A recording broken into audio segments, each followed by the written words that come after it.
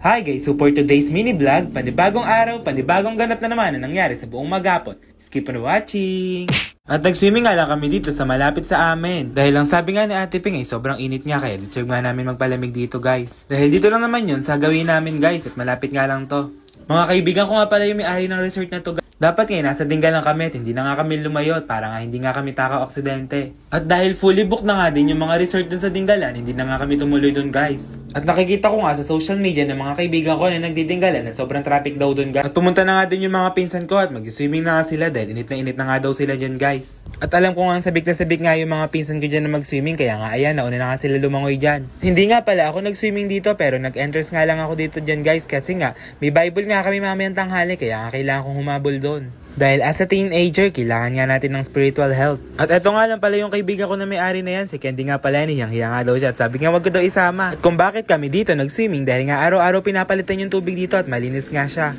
At nakikita ko nga din sa mga my day na mga kaibigan ko na to na araw-araw talagang pinapalitan yung tubig dito. Kaya dito kami nag-swimming para nga hindi magkati-kati yung mga katawan ng mga pinsan ko dahil nga sensitive nga yun.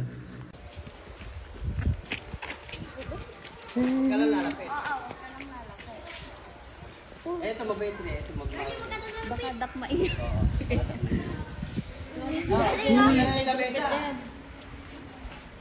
At napakasimple nga lang pala hinanda nila Ate Ping dito at eto nga lang pala yon. Dahil 10 AM nga kami nandito at uuwi din sila ng 3 PM. Kaya ganito lang kasimple yung pinipare nila guys. Pero ayos lang yun, madami na din to dahil 7 nga lang kami ditong pumunta. At fast forward nga, hindi ko na nga na-videoan pagpunta ko dun sa Bible namin. At andito nga lang ako kay Sir Gavin dahil nga may onting salo-salo dito at onting banding. Ay mali pala guys, hindi pala onting yung salo-salo. Sobrang dami nga pala mga pagkain ditong nakahain.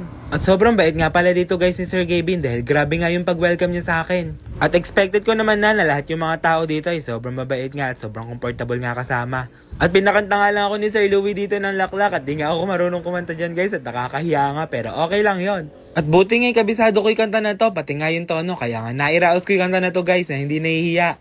At napakanta pa nga ako ng 2 beses dyan, kumanta pa nga din ako na upside down at hindi na nga ako nahiya dyan guys. Dahil nakakatawa nga yung pag-tune nila Sir Gavin at binibidyohan pa nga niya ako dito guys, nakakatawa nga.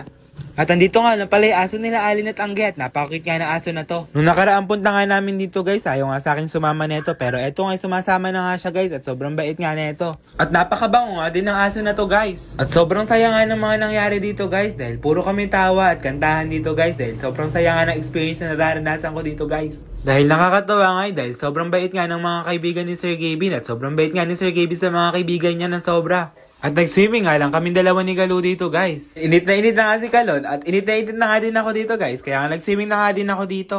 At 11 PM na nga to guys. Kaya nga ayun nga sobrang saya nga ng salo-salo dun no. At sana nga maging successful na vlogger ako para nga natitreat ko nga din yung mga kaibigan ko. Kaya ginagawa kong inspiration si Sir Gavin para nga maging successful sa buhay. At salamat din kay Kalo sa pag-push sa akin. At salamat kay Kalo talaga dyan guys. Ayan nga, nagre-relax nga siya. May part 2 nga pala yung vlog na to dahil sobrang haba nga. At salamat nga lagi sa pag-support sa akin. Happy 62,000 followers na nga pala tayo. At happy 51,000 followers na nga pala tayo sa TikTok. Thank you for watching!